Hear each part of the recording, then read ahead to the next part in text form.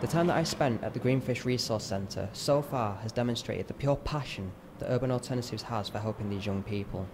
The amount of input that the volunteers had in the meeting early this afternoon and the amount of space dedicated to hosting the meeting was evidence that the coming together of the youths within the alternative scene is perhaps the single most important aspect of Urban Alternatives.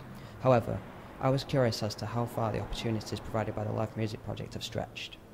I would soon find out, as one of the local bands involved in the project, Cheapest in Town, invited me to come along to their band practice session at EXR Music Services, the practice space organised for members of the Live Music Project by Urban Alternatives.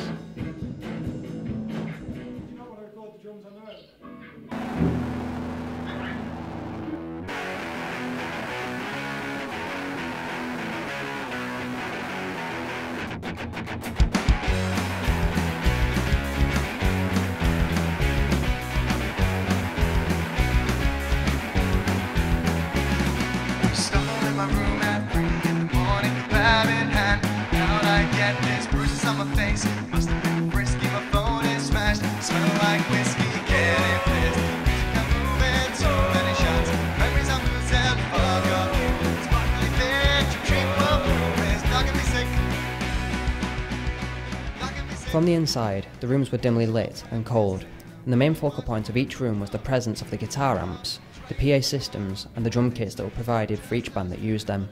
The only source of heat, from what I could see, was from the musical equipment whilst in use, and for the band members, the body heat created whilst moving about whilst practicing. The walls looked as though they hadn't been decorated in years, if at all. Yet, these conditions didn't seem to bother the band members at all. They just got on with the task of practicing, and you could tell that they were enjoying themselves and making the most of the equipment at their disposal. What was it about this place that appealed to the band so much? I caught up with the lead singer and guitarist of Cheapest in Town, Kyle, to find out. What do I think of the practice rooms that the Live Music Project has given me the opportunity to use? What a long question. Well, they're very good. They're very cold during winter, but I think recently they've just had a big refurbishment and it's a lot better. It's a bit toastier. You know, it's all good. I don't feel like, you know, a big brain stew is happening in there. It just feels, you know, nice and toasty. You know, it's good. The equipment is fantastic. I mean, you don't have to hitch a ride to get any of the stuff in. You know, it's just all there. It's extraordinary. It's extraordinary. What do you have to do? You have to go to meetings in order to get the equipment. These meetings consist of a big group of bands all taking part in the Live Music Project. They all gather around and we enjoy one another's company and talk about how we want to take the Live Music Project forward, etc.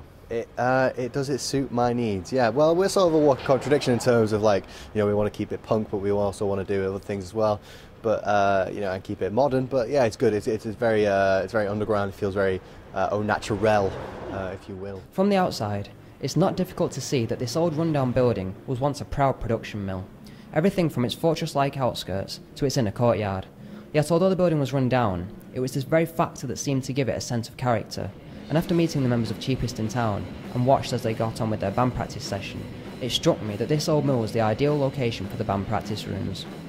It was now that I began to realise that this was why Urban Alternatives viewed the ideas of the volunteers with such high importance.